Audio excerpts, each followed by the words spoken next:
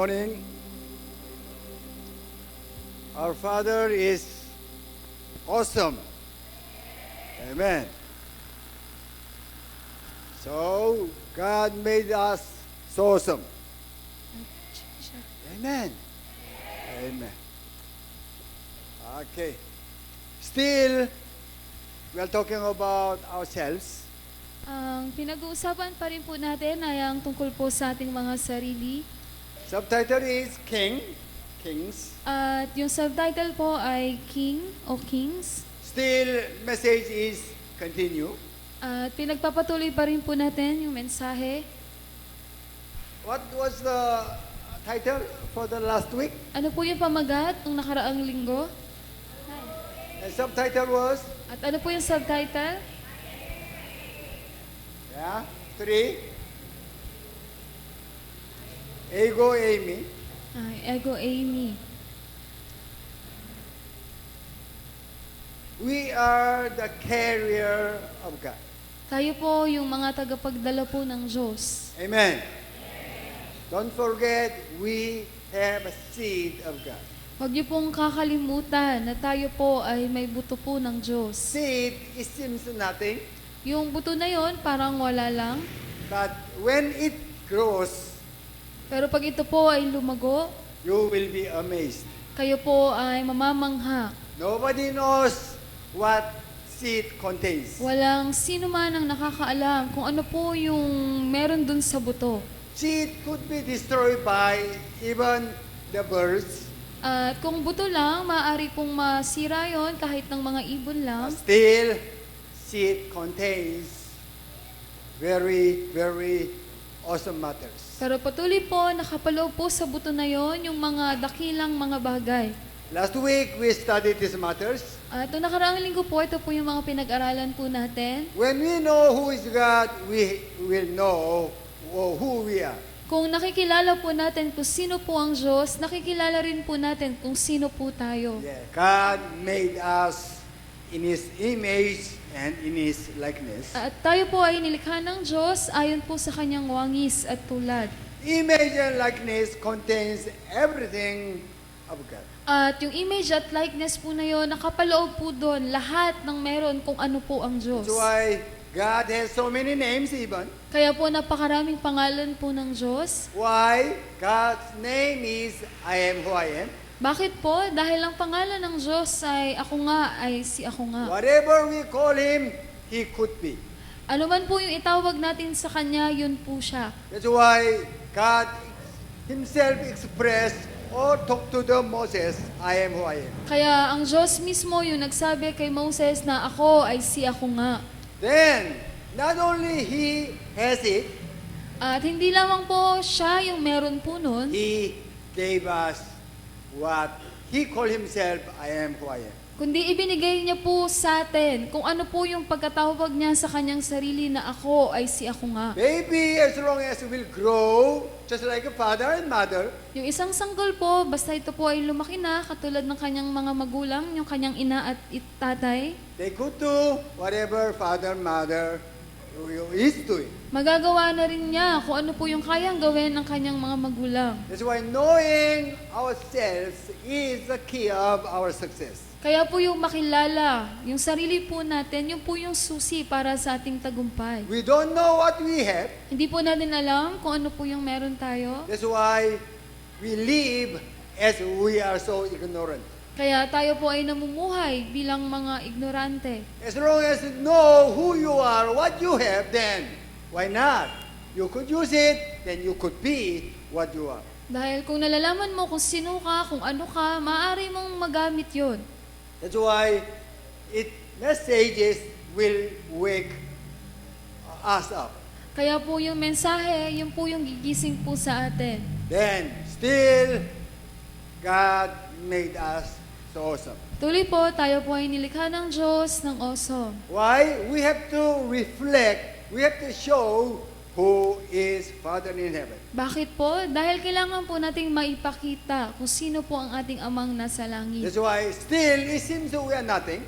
Kaya ani mo, wala lang po tayo. As long as you and I will grow, then we are the one will reflect the Father. Pero basta ikaw at ako ay lumago, lumaki, maipapakita po natin kung sino po yung ating amang nasa langit. That's why knowing God is first. Kaya una po ay ang makilala muna ang Diyos. That's why all the time God told us, I am waiting for you.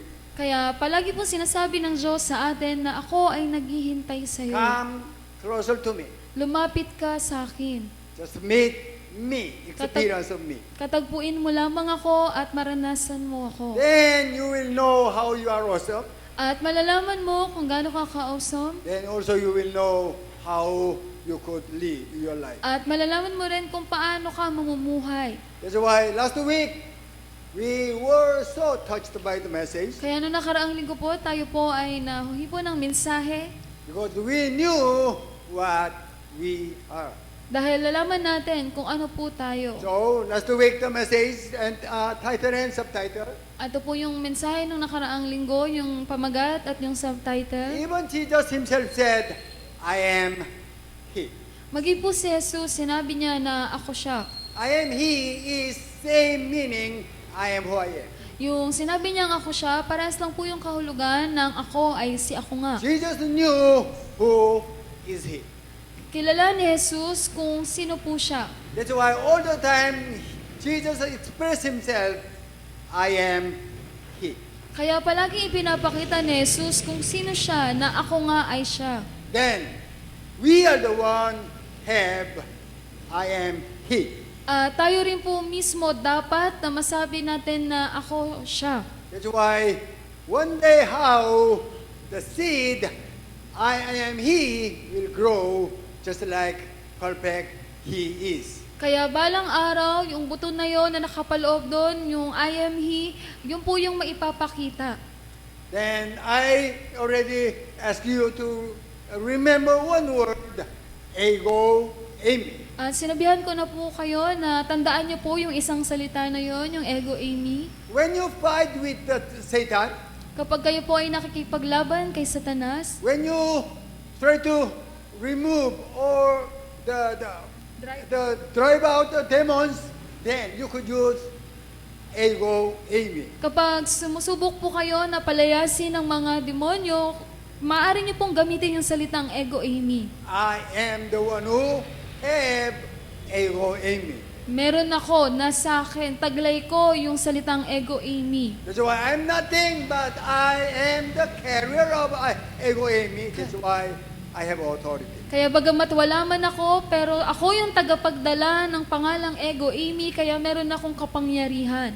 That's why knowing what we have is also so important. Kaya yung malaman po kung ano po yung meron po tayo, yan din po ay napakahalaga. Then, when you proclaim, I'm the carrier of ego, eimi, then everything, every creation will submit to you. At kapag prinoklaman nyo nga po na kayo po yung tagapagdala ng pangalang ego eimi, lahat po ng mga nilikha ay susunod po sa inyo. Why?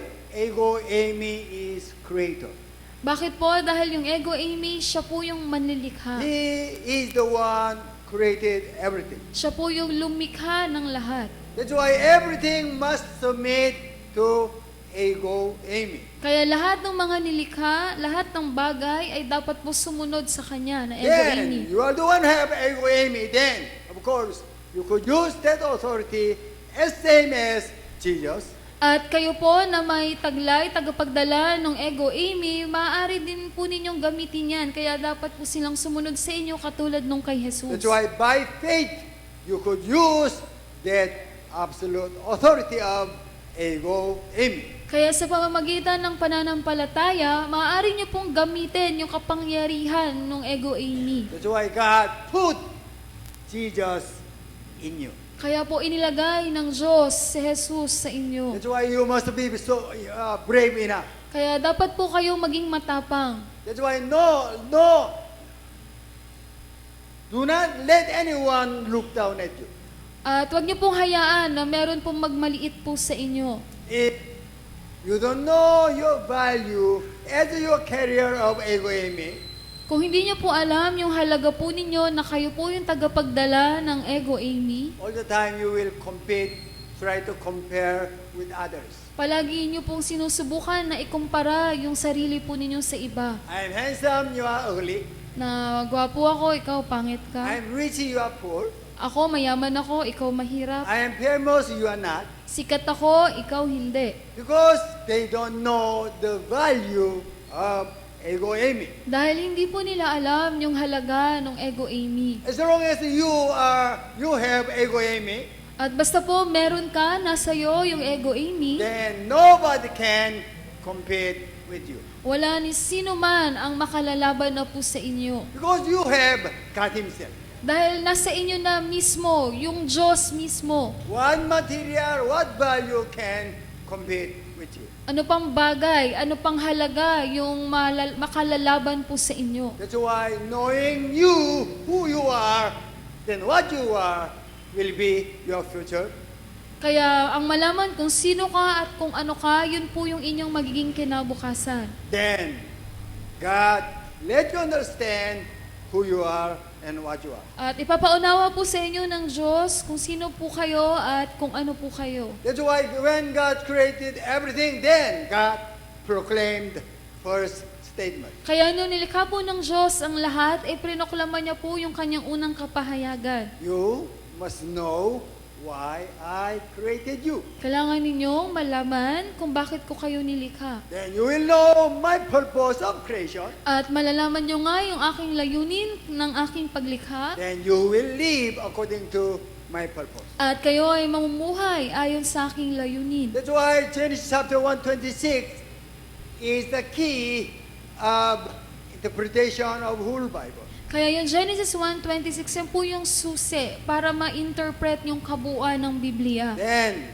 last week we made the sermon ended with two matters. At nung nakaraang linggo, tinapos nga po natin yung mensahe dun sa dalawang paraan. How to experience ego aiming. Kung paano po ba mararanasan yung ego aiming. Firstly, actually, we experience His love. Yung unang paraan sa katunayan na mararanasan natin yung kanyang pag-ibig. That's why when we were touched by His love, then we feel the joy and delight in our hearts. Kaya kapag naranasan po natin yung kanyang pag-ibig, nakakaramdam po tayo ng kasiyahan, ng kagalakan.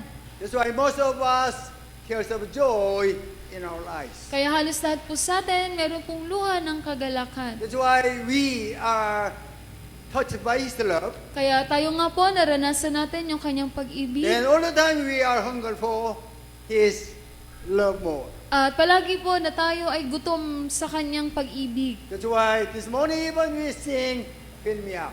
Kaya kaninang umaga din, inawit po natin na puunuin po tayo ng Diyos. I want to enjoy, I want to taste your love more. Gusto kong maranasan, nais kong muling matikman yung higit pa na iyong pag-ibig. Second, you have to experience or encounter with Him. At ikalawa po, kailangan niyo po siyang maranasan, kailangan niyo po siyang katagpuin. Then, you will lay down everything what you have. At ibababa mo lahat ng meron ka, You will ask one question to Him. maitatanong mo lamang yung isang katanungan sa Kanya. What shall I do for you? Ano po yung dapat kong gawin para po sa'yo? The one who asks Him, what do you want me to do for you, is the happiest person in the world. At siya na nakapagtanong na sa Diyos ng kung ano po ba yung nais mong gawin ko para sa'yo, siya yung pinakamasayang tao sa buong mundo. That's why last week we thought about Apostle Paul. Kaya noong nakaraang linggo, napag-usapan natin yung tungkol kay Apostol Pablo. Do you still remember? Naalala niyo po ba? Yes, he was so rich, Opo, siya po ay napakayaman. so famous, Sikat po siya. so intelligent, Napakatalino po niya. but he put aside everything what he is, who he is, aside. Pero isinantabi niya lahat ng meron siya at kung sino siya. Then he asked one question to the ego aiming. At nagtanong siya ng isang katanungan lang sa ego Amy. What do you want me to do for you? Ano po yung nais mong gawin ko para Of sa'yo? course, his life was so hard. Siyempre po, yung naging buhay niya ay napakahirap. He was persecuted. Siya po ay inusig. He was imprisoned. Siya po ay kinulong. He was stoned. Siya po ay pinagbabato. He met so many problems of troubling. At nakaranas siya ng napakaraming problema at paghihirap. But all the time, he was happy. Pero palagi po siyang masaya. Then, he said, I want you to be just like me. At sinabi niya, nais ko na maging katulad ninyo ako. Anyway, today, message is connected. At ngayong araw, yung mensahe po, may connection po doon. We studied the image and likeness. Napag-aralan natin yung tungkol sa image at likeness. We are studying who is man. At ang pinag-aaralan nga po natin kung sino po ba yung tao. Okay. Image and likeness is God's seed. Yung image at likeness, yan po yung buto po ng Diyos. Okay? That's what we are. Yan din po tayo. Okay? Children, child of God. Yung anak po ng Diyos, mga anak ng Diyos. Then, God gave something very special to His children. At merong ibinigay ang Diyos na napaka-espesyal sa kanyang mga anak lamang. That's what God said, let them have dominion. At yun po yung sinabi ng Diyos na bigyan natin sila ng dominion. So God made us so awesome. Tayo po ay nilikha ng Diyos ng awesome. God gave us special identity. At binigyan tayo ng Diyos ng espesyal na pagkakakilanlan. Then God gave special matter to His children. At nagbigay din ng Diyos ng espesyal na bagay sa kanyang mga anak. That's why God said, let them have dominion. Kaya yun po yung sinabi ng Diyos na bigyan sila ng kaharian, ng Who dominion. is them? Sino po yung them? Who is them? Sino po yung them? Who is them? Yeah. Them is human. Yan po yung tao, yung human. Human has two words combined. Yung human, pinagsamang dalawang salita po yan. First one, Ano yung unang salita? almost Humos. galing-galing ha. And other Man. word, Man. At Man. yung isa po, yung man. humus means Ano po ibig sabihin ng humos? Earth, dirt, dust, sea. ito medyo mahina. Older ones, ito young ones. Then, man means Spiritual being. spiritual being. That's why them, human, let them have dominion. Kaya sinabi ng Diyos na sila lang, yung tao lang, yung bibigyan ng dominion. Human meaning children of God. Ibig sabihin po ng human, yun din po yung mga anak po ng Oh, Diyos. sorry. Human must have dominion. Yung tao, dapat po merong dominion. So, what is dominion? At ano nga po ba yung dominion? When God gave us something special, then if we don't know what is it, then useless. Kung binigyan tayo ng Diyos ng special na bagay, pero hindi naman natin alam kung ano po yun, balewala lang po yun. That's why we have to know what God gave us. Kaya kailangan po nating malaman, ano po ba yung ibinigay po sa atin ng Diyos? What is dominion? Ano po yung dominion? Okay?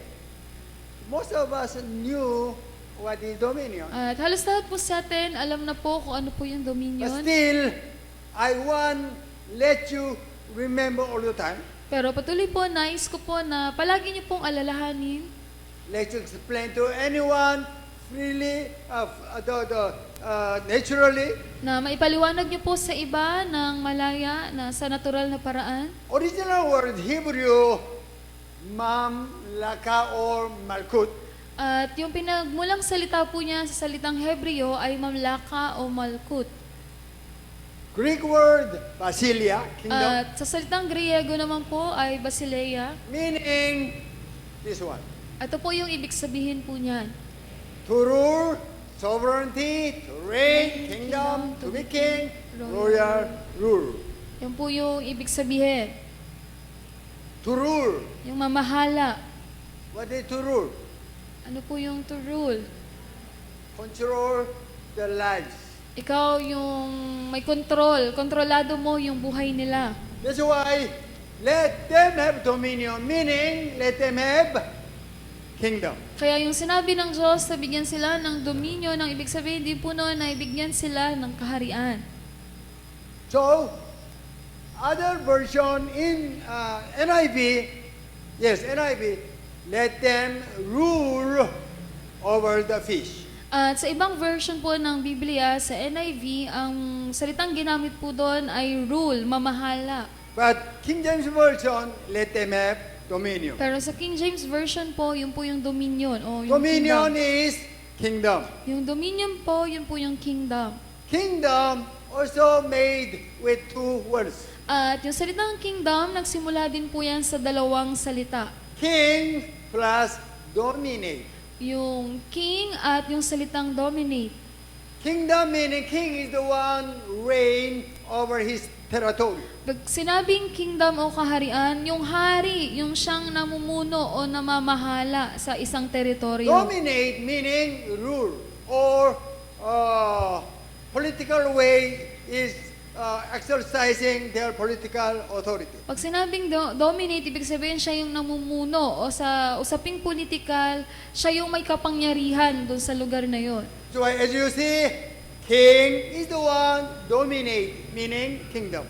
Kaya kung nakikita po ninyo, yung hari ang siyang namumuno at namamahala o may kapangyarihan doon. So Yun yung kingdom. king, then dominate, tanggal, then become kingdom. Kaya yung salitang king at dominate, pag pinaiksi yung dominate doon, pag pinagsama, yun po yung kingdom.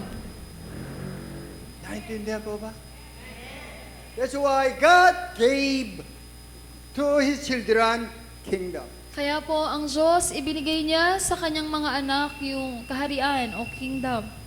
That's why let them have dominion, meaning let them have kingdom. Kaya yung let them have dominion, ibig sabihin po noon, bibigyan sila ng kaharian. Sandali lang po. Do you have a kingdom?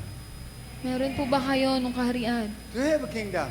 Nasa inyo po ba? Where is your kingdom? Nasaan po yung inyong kaharian?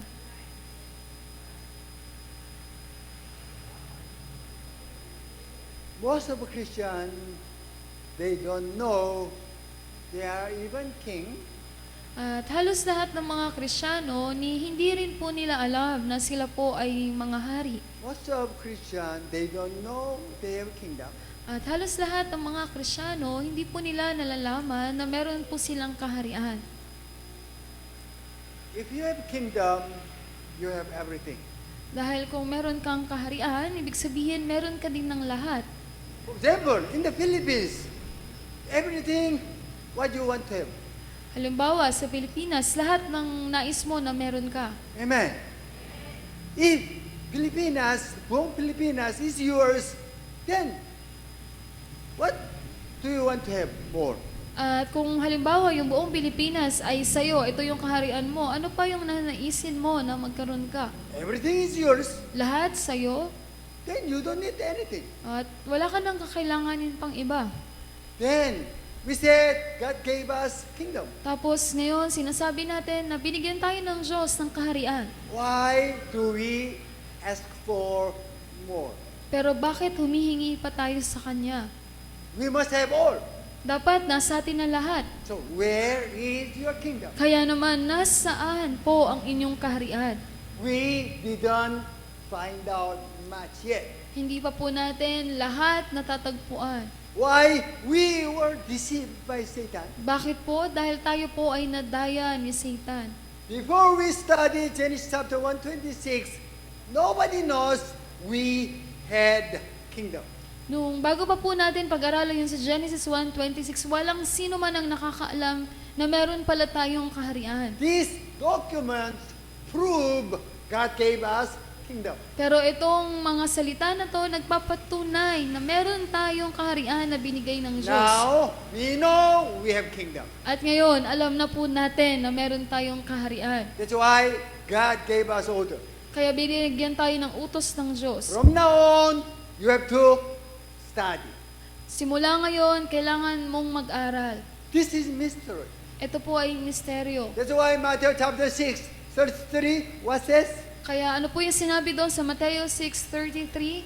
But seek Seek first His His kingdom, kingdom and His righteousness. His righteousness. Unahin niyo po munang hanapin yung kanyang kaharian at Now we katuwiran. know we have a kingdom. Ngayon, nalalaman na natin na meron tayong kaharian. When somebody gave you new cell phone, Pag meron pong nagbigay sa inyo ng bagong cellphone, you will open up the manual. bubuksan mo yung manual, Then you will study what kind of function your cell phone has. at pag-aaralan mo ano yung mga kayang gawin ng cellphone na binigay sa'yo. That's why in the same way, Kaya sa ganung paraan din, now we know we received kingdom. ngayon, nalaman na natin na nakatanggap tayo ng kaharian. That's why we open up the manual, which is Bible. Kaya buksan natin yung manual at yung po yung Biblia. Then we have to study what kingdom contains. Kaya, at kailangan nating pag-aralan, ano ba yung nakapaloob dun sa kaharian na yun? Amen. If you will not study, even though you have it, but you cannot use it. Dahil kung hindi mo pag-aaralan, kahit pa nasa iyo yun, hindi mo rin magagamit. That's why after God created everything, God gave us manual. Kaya matapos likhain ng Diyos ang lahat, binigay niya sa atin yung manual. God gave us legal documents. Ibinigay sa atin ng Diyos yung legal na dokumento, nakasulatan. I gave you, my children, kingdom. Kayo na mga anak ko, binigyan ko kayo ng kaharian. But still, most of children of God, they don't know they have kingdom. Pero halos lahat ng mga anak ng Diyos, hindi nila nalalaman na meron silang kaharian. Definition of kingdom is actually very, very difficult. At sa katunayan, yung kahulugan, yung ibig sabihin ng kingdom, napakahirap po Anyway, nun. someday how we'll talk about. At balang araw po, mapag-uusapan din po natin yun. So, according to the legal documents, now we understood we have kingdom. At ayon po sa legal na kasulatan, naunawaan natin ngayon na meron tayong kaharian. Amen. You are the king. Kayo po ay mga hari. When you visit other churches, commonly you see some matters. Kapag po bumisita kayo sa ibang mga simbahan, madalas po may makikita kayo doon. On the wall or front, they put the Lord Jesus is King of Kings. Sa mga dingding o kaya naman sa harapan na si Jesus ay hari ng mga hari. Right? Even we sing, ikaw, hari Ng ng mga hari. At maging po inaawit din natin na ikaw o Diyos ay hari ng mga hari. But still, we know Jesus is King, At patuloy po ang alam lang natin, si Jesus ay hari, but we don't know who is mga hari. pero hindi natin alam kung sino ba yung tinutukoy doon ng mga hari. Even you try to ask them, who is mga hari? At subukan nyo din tanongin sila, sino yung tinutukoy doon ng mga hari? They will scratch their head. Nakamuti lang po nila yung ulo nila. We are the kings. Tayo po yung tinutukoy doon ng mga hari. Kingdom, a king must have a kingdom. Yung isang hari, dapat meron po siyang kaharian. The one a kingdom is king. At siya na merong kaharian, siya po ay isang hari. Amen. That's why, just like the one who has a cell phone is the owner of a cell phone, Kaya katulad ng isang tao na meron siyang cellphone, ibig sabihin siya yung may-ari ng the cellphone. one who has a kingdom is the are, not kingdom. That's why we call him kingdom, king. At siya naman na merong kaharian, ibig sabihin siya po yung may-ari ng kaharian at siya ay tinatawag na hari. I will ask you one question. Tatanungin ko po kayo ng isang tanong. Are you God? Kayo po ba ay Diyos? Are you God? Kayo po ba ay Diyos?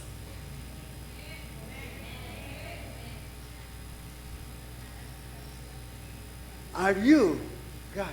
Kayo po ba ay Diyos? Delikado yan. When you say amen, you have to prove you are God. Pag sumagot kayo ng amen, dapat niyo pong mapatunayan na kayo po ay Diyos. You might feel just like Kibuloy. Baka maging katulad po kayo ni Kibuloy. Delikado yan. God said, you are God. Sinabi ng Diyos na kayo po ay mga Diyos.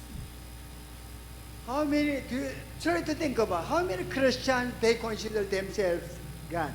Subukan niyo pong isipin, ilan kaya sa mga Kristiyano yung iniisip nila na sila po ay mga Diyos? As long as we are children of God, then we must be gods. At basta po tayo ay mga anak ng Diyos, dapat po tayo rin po ay mga Diyos. Mostly, they don't know they are gods. At pangkaraniwan, halos lahat sila, hindi po nila alam na sila po ay mga Diyos. They have no honor for themselves. At wala po silang respeto o paggalang sa kanilang mga sarili. I know I am pastor. Alam ko na ako ay isang pastor. That's why I honor myself as pastor. Kaya ginagalang ko, nirespeto ko yung aking sarili bilang pastor. That's why I am doing everything carefully. Kaya ako ay kumikilos ng maingat.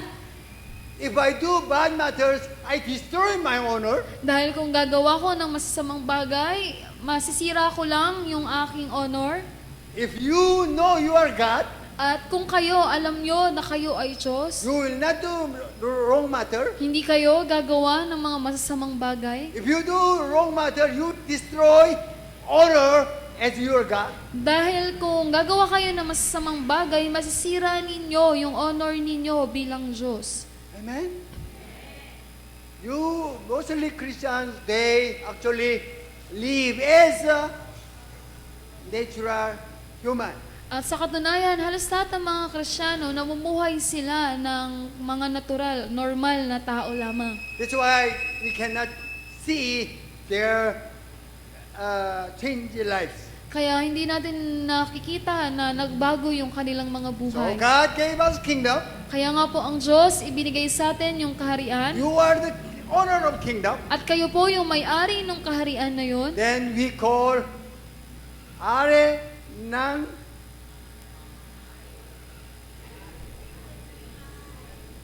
ng kingdom is King. king. Kaya yung tinatawag natin na may-ari ng isang kaharian, siya po yung hari. That's why you are, I am king. Kaya ikaw at ako po ay hari. Yeah, it's hard to believe. Ako po, napakahirap pong paniwalaan. That's what it says. Pero yun po yung sinabi ng Diyos. I'm not the one. Hindi po ako. You have to believe what God said so. Kailangan ninyong paniwalaan kung ano po yung sinabi po ng Nobody Diyos. can change it. Walang sino man yung maaaring makapagbago po That's a nun. legal documents. Yung po ay legal na kasulatan. That's why Jesus said, you are gods. Kaya sinabi ni Jesus na kayo ay mga Diyos. Where we did? He said, go. Jesus answered them. Dali. Lahat. He said, go. Jesus answered them, "Is it not written in your law, I have said you are gods? If you call them gods to whom the word of God came, and scripture cannot be set aside." We are gods. Tayo po ay mga Diyos. Then we are also kings. Tayo rin po ay mga hari. Amen. Our children cannot be animal. Yung ating mga anak, hindi sila pwedeng maging hayop. Must be human as what I am. Dapat tao din sila, katulad natin. Our Father, we are His children. At yung ating ama, at tayo ay kanyang mga anak. Whatever He has, we must have. Ano man ang meron siya, dapat meron din tayo. If we don't have even one what Father has, At kung wala tayo, kahit ng isa lamang na meron ng Diyos, that's what we call disabled. yun po yung tinatawag na ikaw ay may kapansanan. Amen. That's why no parents wants to let their children disabled. At walang sino man na magulang na nanaisin na magkaroon ng kapansanan yung kanyang mga anak. That's why Father is God. Kaya ang ating ama ay Diyos, We are gods. at tayo rin naman po ay mga Diyos. If you know who you are God, then you will not live by naturally. At kung alam mo na ikaw ay Diyos, hindi ka na namumuhay ng natural lang. That's why children of God is a carrier of ego eimi. Kaya naman po, yung mga anak ng Diyos ang tagapagdala ng pangalang Ego Eimi. Amen. Amen. Amen. Amen. You have to take this word. Kailangan nyo pong angkinin yung salita po niya. We are also ego eimi. Tayo rin po ay Ego Eimi. We are also carrier of Jesus. I am He. Tayo rin po ay tagapagdala ni Jesus nung sinabi niya ako siya. Amen. Amen. You have to convince yourself. Kailangan niyo pong kumbinsihin ang inyong mga sarili. That's why, as God, you must have conviction that you are God's. Kaya hilingin niyo po sa Diyos, bigyan niya po kayo ng kumpiyansa na kayo nga po ay mga Diyos. We are God's children. Tayo po ay mga anak po ng Diyos. Meaning, what He has, also what we have. Ibig sabihin po noon, ano man ang meron siya, yun din po yung meron po tayo. Amen. Parents has, children must have. Kung ano yung meron yung magulang, dapat meron din po yung kanyang mga anak. God is King. Ang Diyos ay hari. Amen. That's why God has kingdom. Kaya ang Diyos, meron siyang kaharian.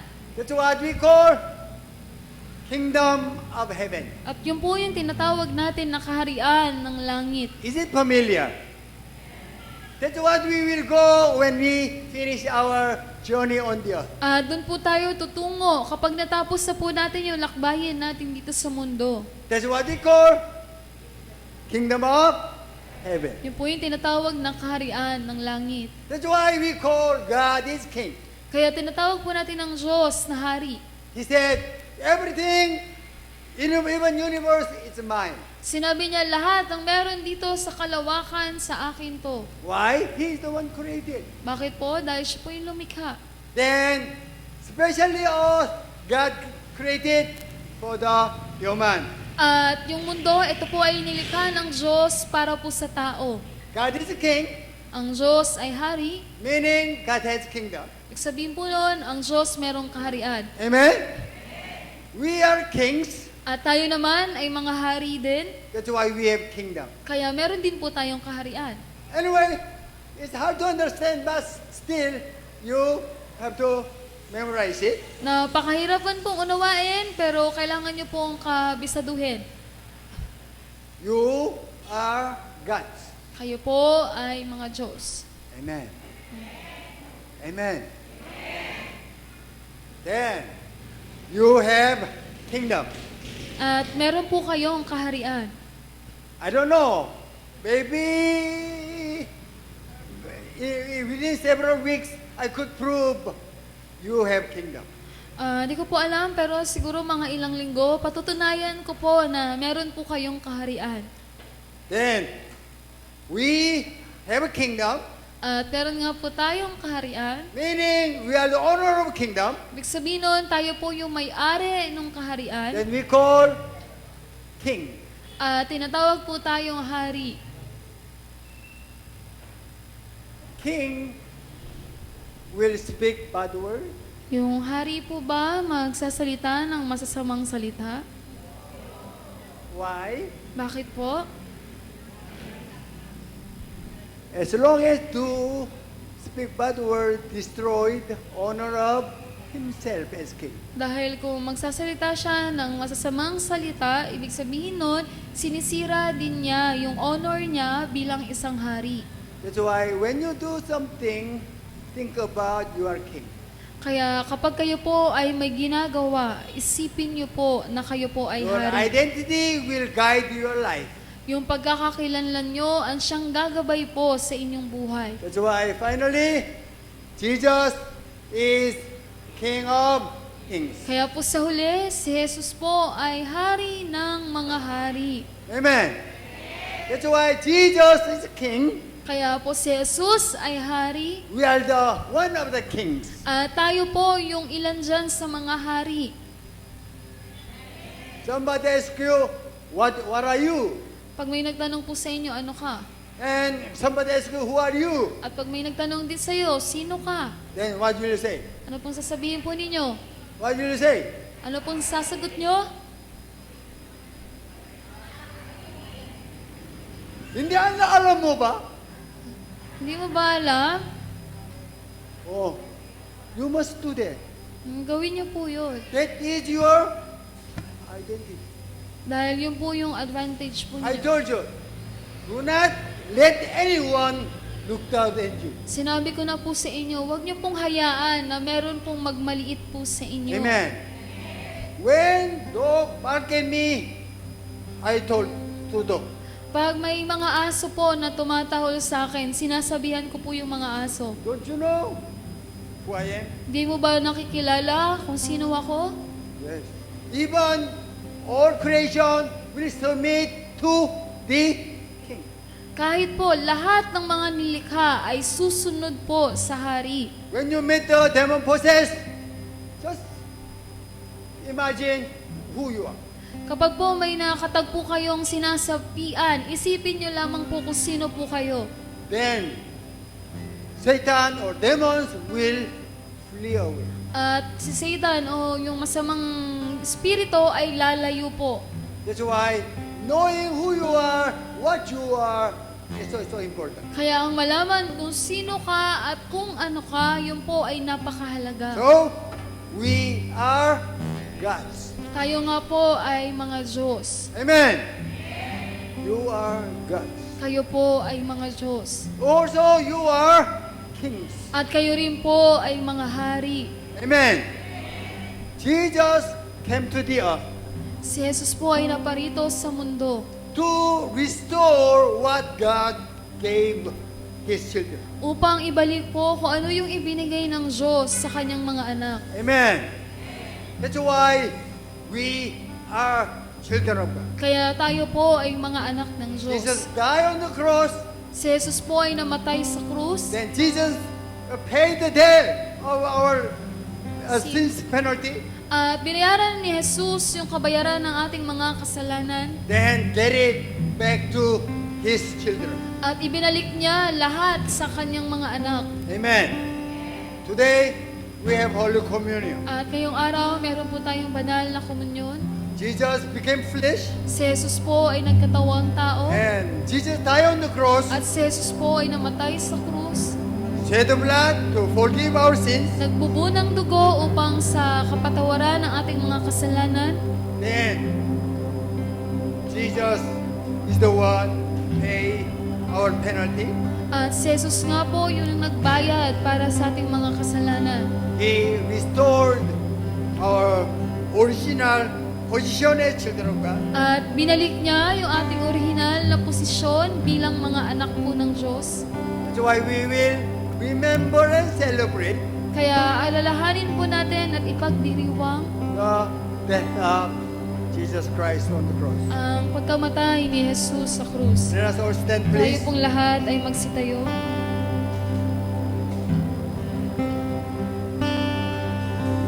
Before Jesus was called, At bago po hulihin si Jesus, Jesus gave order to His disciples, si Jesus ay nagbigay ng utos sa kanyang mga disipulo prepared Last Supper. maghanda sa huling hapunan. Then He gave us special order. At nagbigay siya ng espesyal na kautusan. He took bread and gave thanks to the Father. Kinuha niya ang tinapay at siya po ay nagpasalamat sa Ama. This is my body for you. Ito ang aking katawan para sa inyo. Meaning, I will be crucified on the cross. Ang ibig sabihin nun, ako ay maipapako sa krus. I will die for you. Ako ay mamamatay para sa Then I iyo. will restore your original identity. At ibabalik ko sa iyo yung iyong orihinal na pagkakakilanlan. Even in the same way, At ganun din po sa parehas na paraan, He took a cup, He said, kinuha niya ang saro at kanyang winika. this is my blood which is covenant with you. Ito ang aking dugo na aking tipan para sa iyo. Because Jesus shed the blood Dahil si Jesus po ay nagbubuo ng dugo to forgive our sins. upang mapatawad yung ating mga kasalanan. That's why we are here to remember and celebrate His crucifixion on the cross. Kaya tayo po ay narito upang alalahanin at ipagdiriwang yung kanyang pagkapako sa krus.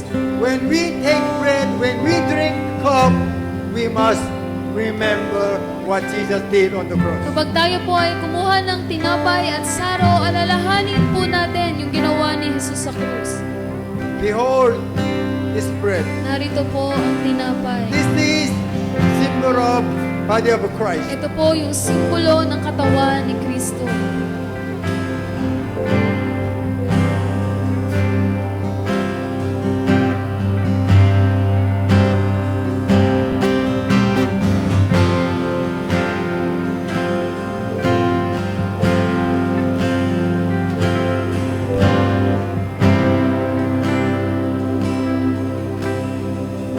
Come forward and take bread. Maaari na po kayo lumapit at kumuha po ng tinapay. Hallelujah. Jesus, you die on the cross. Si Jesus po ay namatay sa krus. And you let us remember what you did on the cross. At pinapaalala mo sa amin kung ano po yung ginawa mo sa krus. We will take bread. Kainin po namin ang tinapay. And we will remember what you did on the cross. At aalalahanin po namin yung ginawa mo sa krus. Hallelujah. Oh, hallelujah.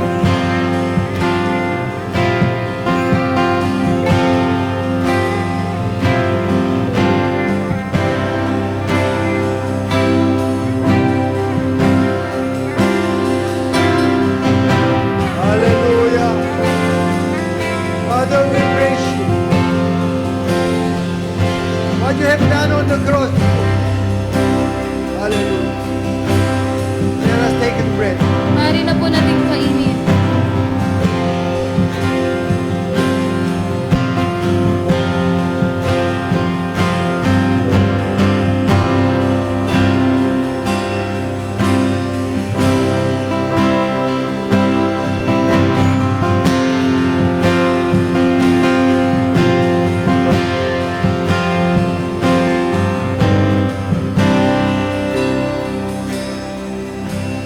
Come forward and take up.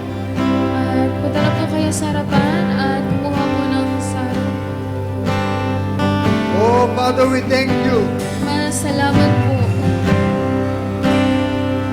because of what you have done on the cross. Dahil sa ginawa mo sa krus. This is the symbol of blood of Jesus Christ. Ito po yung simbolo ng dugo ni Kristo. We will remember why Jesus shed the blood for us. Alalahanin po namin kung bakit po nagtubo ng dugo si Kristo para sa amin. That's why, Father, we became king. Kaya naman po, Ama, kami po ay Also, we became God. at kami po ay naging hari at Diyos. Hallelujah. Hallelujah. Oh, Father, we praise you. Father, salamat. Hallelujah.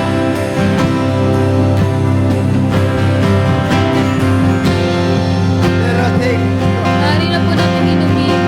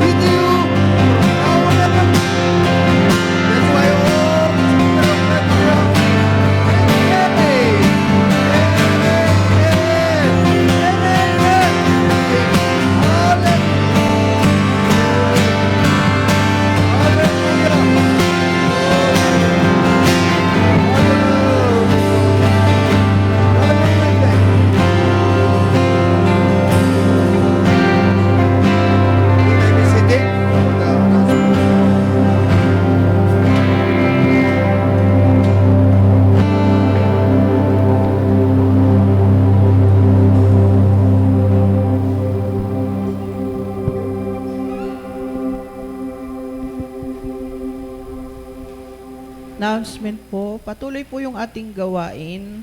Every Lord's Day po, nagsisimula po tayo ng alas 8. So, reminders lang po, paalala po, wag pong malate, maaga po tayo. So, patuloy po yung ating mga, pagkatapos po ng, meron po tayong gawain araw-araw po, meron po tayong devotion po dito, pananalangin. So, 6:30 po yun, magsisimula po kami ng 6:30 mula Lunes hanggang Friday po. So, yung prayer po dito, yung panalangin po dito.